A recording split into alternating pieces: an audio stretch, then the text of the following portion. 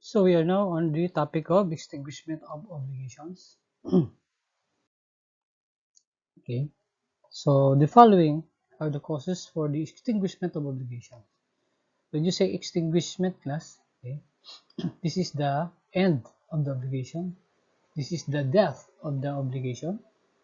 This refers to the katapusan. Wala ka ng obligations if the following has happened. Number one, payment or performance. Siyempre, pag binayaran mo ng obligation, wala ka ng obligation. And then you perform your obligation to do, then tapos na. Okay. Loss of the thing due. Pag nawala yung object, wala ka ng obligation. So, of course, subject to exceptions yan later on as we discuss. Number 3, condonation or remission of debt. Pinatawad yung utang mo, wala ka ng obligation. Number 4, confusion or merger, which will be discussed later. Compensation, which will be discussed in the other slides. Novation, discussed also in the other slides. Annulment, or when the obligation becomes void. Rescission, gi-cancel yung obligation by the parties. Fulfillment of the resolutory condition. Death of a party in obligations requiring personal service like obligations to do. Okay, patay na siya, hindi na siya makaperform. Mutual desistance or withdrawal of the parties. So both parties agreed to end the obligations. Number 12, arrival of the resolutory period. Tapos na ang obligation. Okay, compromised. Impossibility of fulfillment. Happening above 40 to 7. Okay, yun. Yun yung mga causes ng extinguishment of obligations.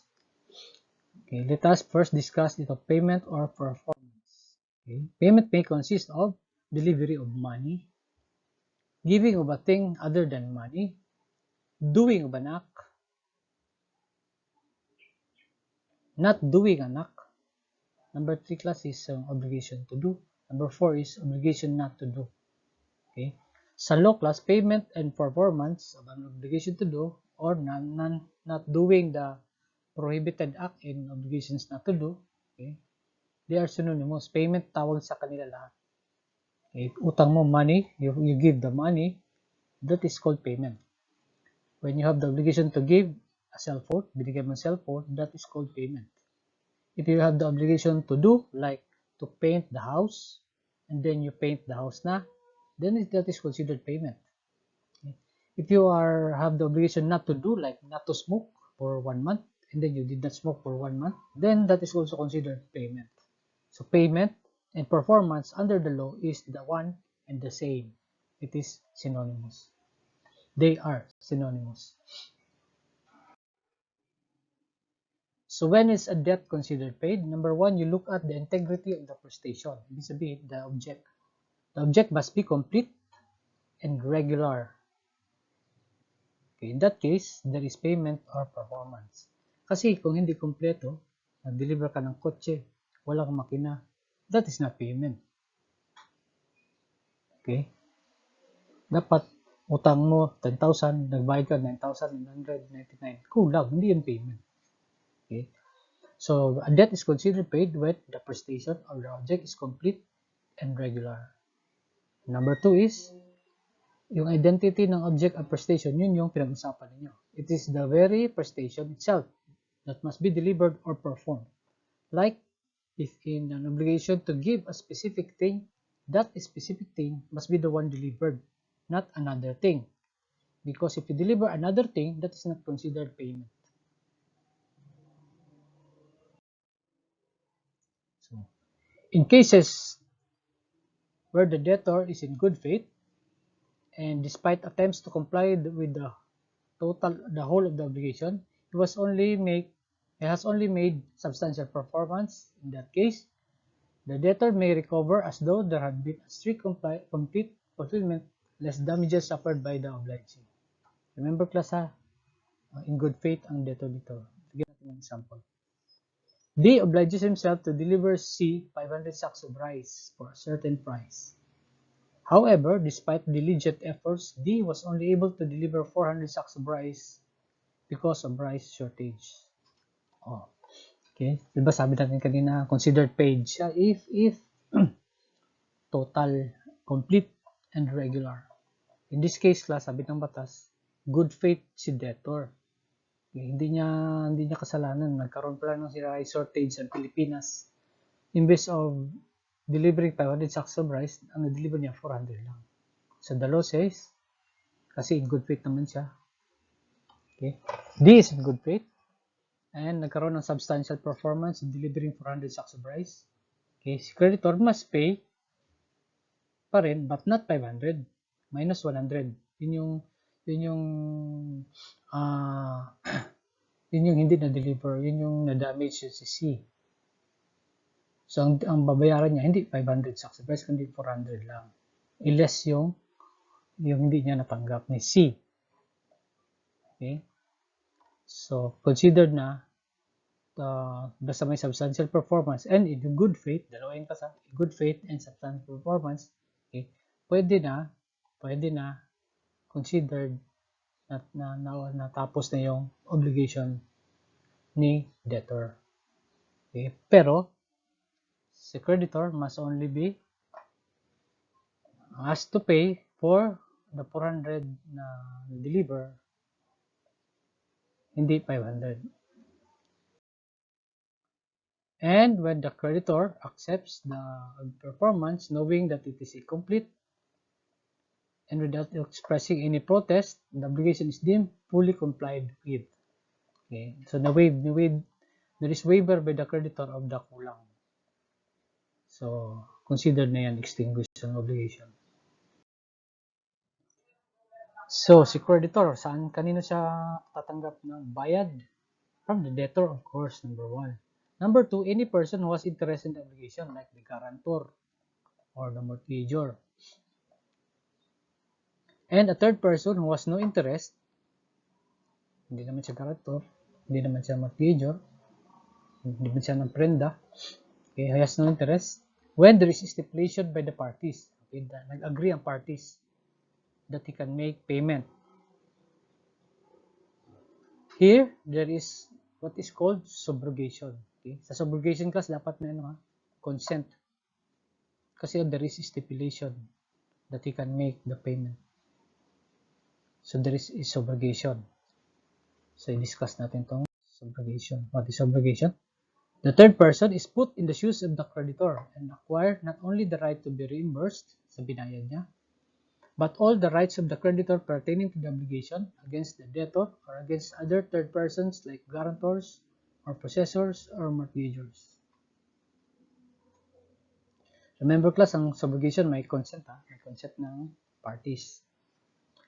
There is actually a change of creditor here. Yung third person becomes the new creditor basta may agreement ng parties. So how about if the third person, without the knowledge or consent of the debtor, paid the obligation? Okay.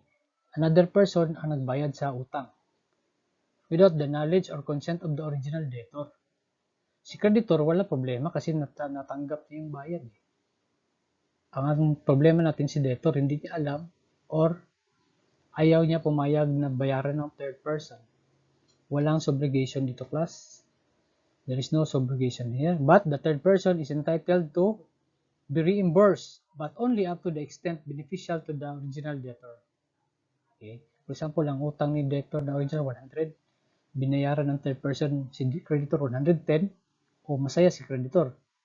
Pero dahil walang consent or knowledge of the original debtor, pwede lang singilin ni third person sa original debtor is only 100, not 110. Okay? So, ibig sabihin, pwede pa rin bayaran ng third person, pero ang right ng third person is not the right under subrogation, but only the right to be reimbursed, but only up to the extent beneficial to the original debtor. So, example, A, borrowed 10,000 from B. X is the guarantor sa utang. With the consent of A, take note, may consent si A, so may subrogation. Si C, which is third person, paid B 10,000. In this case, there is obligation. There is obligation. C now will become the new creditor. Okay? He has the right to be reimbursed by A. If A cannot pay, he can go after the guarantor kasi nga subrogation ito eh. Okay? In subrogation class, the third party with the consent of the debtor, or of course the creditor, becomes the new creditor. And as such, he can also go after the guarantor, the mortgagor, and other third persons relating to the obligation. So he is put into the shoes, ang balik sa board exam class is the subrogee.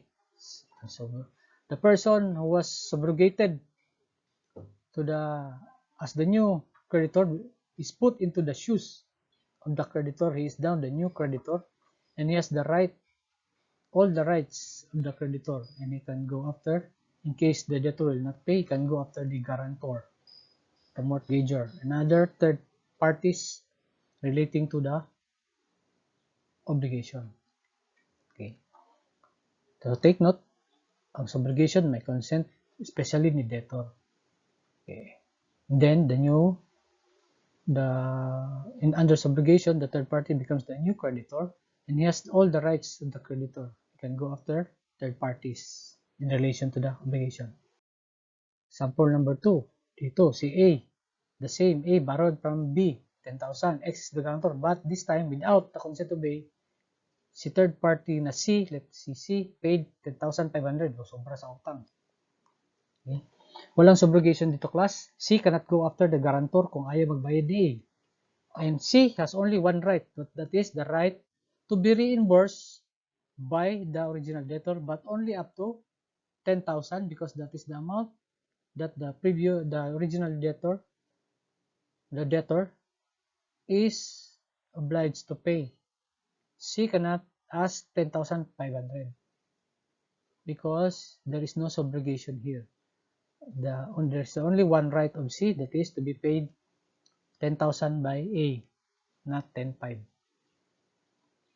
And if A will not pay, C cannot go after the guarantor because that is not one of his right. That is right under subrogation. Since there is no subrogation here, C can only go after A for 10,000. Hindi magbayad si A, magbayad siya ng case sa court, but only for 10,000 against A, not against guarantor.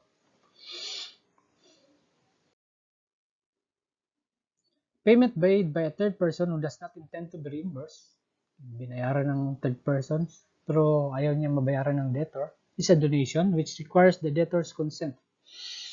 Okay, sa law kasi class sa Philippines, ang donation kasi class requires the consent of the donee.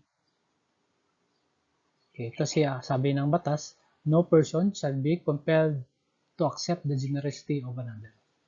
Ibig sabihin, kapag nag-donate sa'yo, tapos ayaw mo tanggapin, hindi ka pwede pilitin.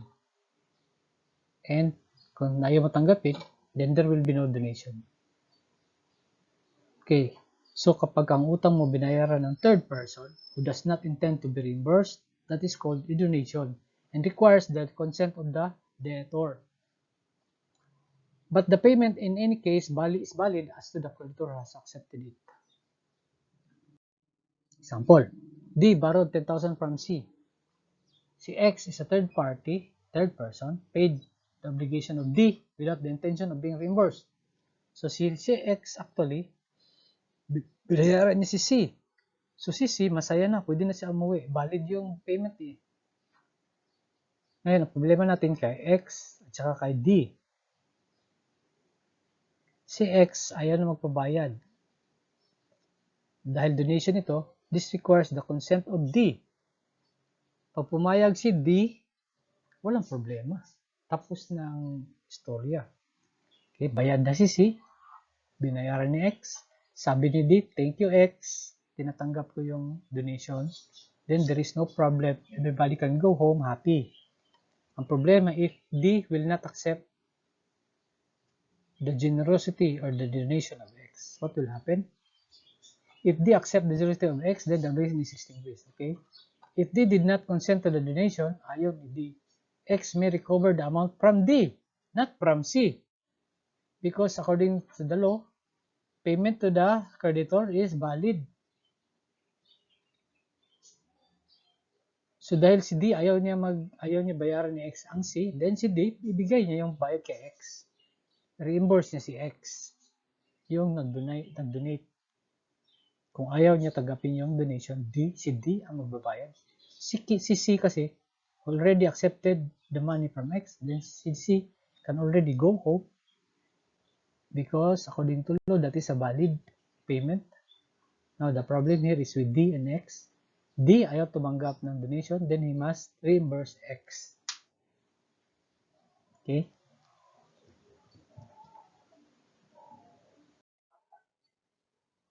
In obligations to give, the payment made by one who does not have the predisposal of the thing due and the capacity to alienate shall not be valid. Of course.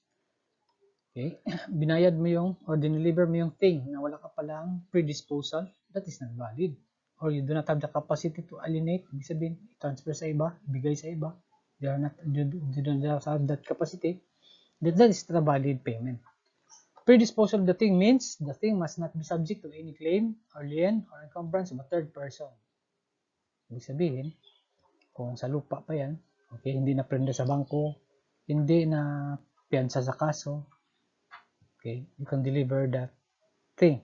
But if that is may claim by a third person, may claim ang bangko, may claim ang court, you cannot deliver that. That cannot be a source of payments because you do not have predisposal of the thing. Number 2, capacity to alienate means that the person is not incapacitated to enter into contracts like minors or insane persons. Okay? Kapag ka minor ang nag-deliver ng thing or buang, that is not a valid payment kasi nga they do not have capacity to alienate the thing or to give that thing to another person.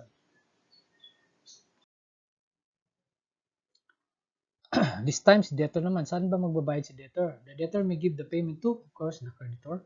And in case of subrogation, to the new creditor. Kung may valid subrogation. Number 2, to the creditor, successor in interest like an heir. Heir means namatay si creditor. Then yung tagapagmana niya, doon ka magbayad. Or assignee, ano ibig sabihin ng assignee? Yung receivables kasi class, pwede mo ibenta sa ibang tao. That is called assignment of the receivable to another person. And that another person is called the assignee. And the creditor, the original creditor is called the assignor. So kapag yung receivable is binenta, tinransfer sa ibang tao, that assignee, doon ka magbayad sa assignee. Any person authorized to receive it, of course. Doon ka magbayad. Authorized person. If the debtor paid the wrong person, he can recover it under the quasi-contract of solutio in debete or payment by mistake.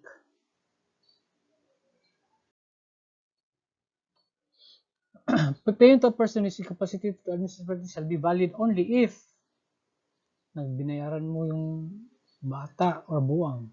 Valid lang yun if he has kept the thing delivered. Okay, hindi niya gitapon sa kanal or gisunog. Okay, so you have to make sure that pag nagbayad ka sa insane or minor person, that he must keep the thing. Otherwise, you should give it to his parents or guardians para valid. Or, insofar as the payment has been beneficial to him. For example, obligation to give, tapos to give food.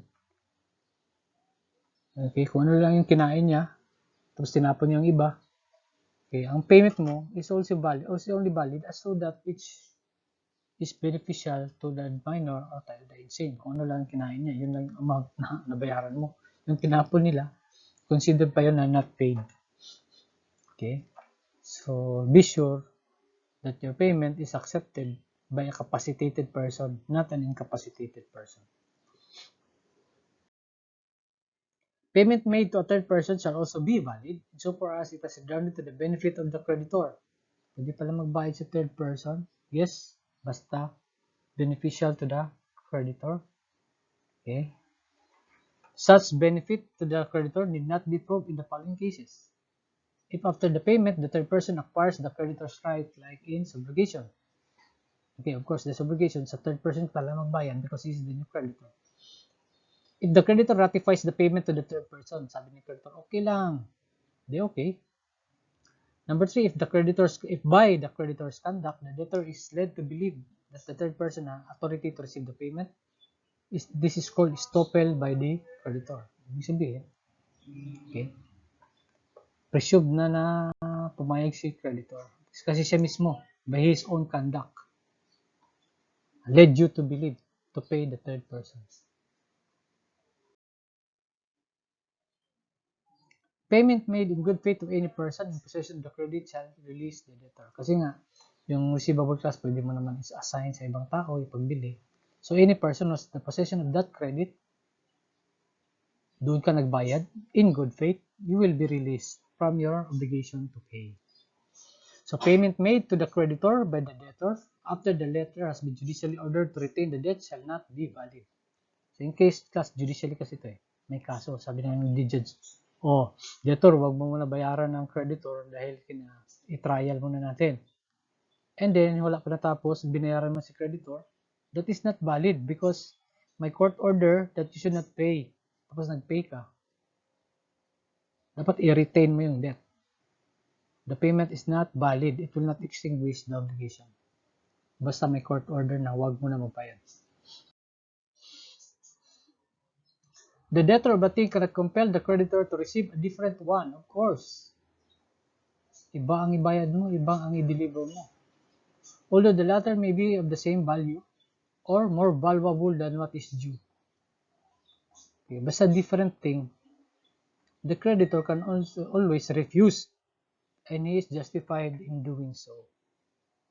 Of course, he can always say that he agrees.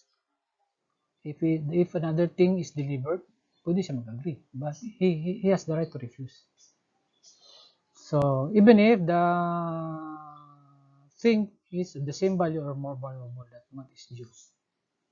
In obligations to do or not to do, an act of forbearance meaning not to do, cannot be substituted by another act or forbearance against the obliger's will. Okay, hindi pwede i-substitute without the consent of the creditor. Creditor, tama. Extrajudicial cost, expenses of payment shall be for the account of the debtor unless otherwise stipulated. Ano ibig sabihin? Extrajudicial, walang kaso. Okay, outside of court. Okay, may utang ka na 10,000 sa kaibigan mo, pumunta ka sa bahay nila, so of course, nabayad ka ng tricycle, kunwari. Okay, pagdating mo doon, bayaran mo utang mo, huwag mo singilin yung bayad mo sa tricycle. Why? Because those expenses of the payment shall be for the account of the debtor, not sa creditor. Unless, nag-agree si creditor. Judicial cost or cost sa court, nag-file ka ng kaso. Judicial costs, yung mga nagastos mo sa pag-file ng kaso, are paid by the losing party, except when the court requires both parties to pay the amounts or any amounts from any of them. Okay? So you follow what the judge says doon sa court kung sino magbayad ng judicial costs. Yung sa judicial cost is outside of court. Judicial cost is in relation to your case. Payment or performance of an obligation should be complete, of course. Partial performance is allowed when stipulated by the parties. Okay, nag-agree. When the debt is partially liquidated or only a portion of the amount is already known, the other portion is not yet known, pwede yun. Pwede partial. When the prestation is subject to different conditions or period, of course. One prestation or part of the prestation is due on March 1, the other is on April 1. Pwede partial payment. Payment of debts in money shall be made in the currency stipulated. And if it is not possible to deliver such currency, then the currency which is legal tender in the Philippines. Okay? So, utang ng pera, debts in money. Okay, you can agree whether to pay in other currencies, dollars, in pound, bahala kayo mag-agree. Okay? But if it is possible to deliver that currency, pwede mo ibayad ang currency which is legal tender in the Philippines. What is the currency that is legal tender in the Philippines? It's the Philippine peso. Okay? But you can agree kung anong currency ang gusto niyo. Dollars, bahala kayo. So what is legal tender? Legal tender is that currency which is offered by the debtor in the right amount. The creditor must accept in payment of the debt in money. So legal tender, ibig sabihin ito yung allowed ng batas na currency na pambayad sa utang na dapat tanggapin ni creditor. Wala siyang karapatang i-refuse. Okay? May utang ka sa akin 100. Binigyan mo ko ng 100 peso. I cannot refuse that 100 peso. Bakit? Because that is legal tender in the Philippines. Hindi mo ako pwede singilin ng dollars if di naman tayo nag-agree in dollars. Okay, so legal tender. Currency that is allowed by law. So in the Philippines, okay, all coins and notes are issued by the Bangko Sentral ng Pilipinas. So they are all legal tender in the Philippines. But take note, Plaza Coins is legal tender only kapag 10 centavos or less. Dalawa lang naman yan, 10 centavos at saka 5 centavos. Is legal tender only up to 20 pesos. Ibig sabihin, if I have an utang of 20 pesos sa'yo, binayaran ko ng 20 pesos worth ng 10 centavos coins, you cannot refuse to accept kasi legal tender yan. Pero halimbawa, may utang is 1,000, then nagbayad ako sa'yo tag 10 centavos, worth 1,000 siya, pero 10 centavos. You can refuse to accept because that is not legal tender anymore because 10 centavos or less is legal tender only up to 20. However, if nagpayag ka naman na tanggapin yung 1,000 worth of 10 centavos, that is valid. Okay. But you can refuse. That is what is meant by this legal tender. And 25 centavos and above, ibig sabihin, coins na hanggang 1 peso. 1 peso na naman ang coins natin yun eh. 25 centavos up to 1 peso is legal tender only up to 50 pesos. So, more than that, you can refuse or you can accept. But in case you refuse, justified yun because the law says 25 centavos up to piso is valid, is legal tender only up to 50 pesos. Pero yung bills, all other coins and bills above piso are valid legal tender for any amount. Okay? So yung bills, walang limit. Or kung mayroong mga coins later on na more than piso, legal, walang limit sa amount din. Okay. You cannot refuse payment in money of any amount if they use coins and bills above 1 peso.